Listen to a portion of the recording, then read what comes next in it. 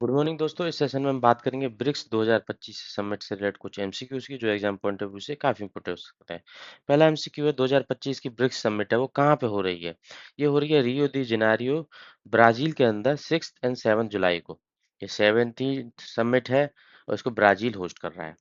Second MCQ हो जाता है, which global institution did BRICS leader calls to reform. अभी ब्रिक्स समिट में रिफॉर्म्स की बात की गई है कुछ ग्लोबल इंस्टीट्यूशन को लेके, तो वो कौन से इंस्टीट्यूशन है, वो है यूनाइटेड नेशन, आईएमएफ, डब्ल्यूटीओ।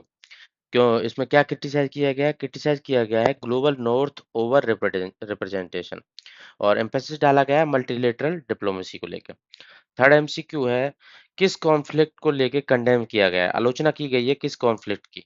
वो आलोचना की गई है attacks on Gaza and Iran and Kashmir issue. Gaza और ईरान पे इसराइल ने अटैक किया था, और even US attacked on Iran. So implicitly इन्होंने यूएस और इसराइल का कंडेम किया है।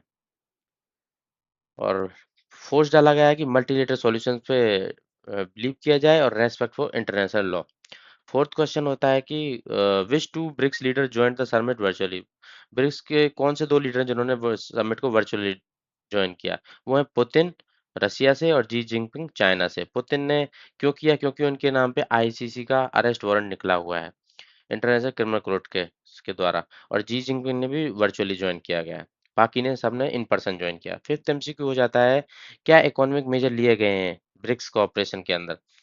ब्रिक्स कोऑपरेशन के अंदर इकोनॉमिक मेजर लिए गए हैं, इनमें प्रमोट किया है ट्रेड इन नेशनल करेंसी को में ट्रेड किया जाए, और न्यू डेवलपमेंट बैंक के अंदर मल्टीलेटरल गारंटी का भी इन्होंने लॉन्च किया है।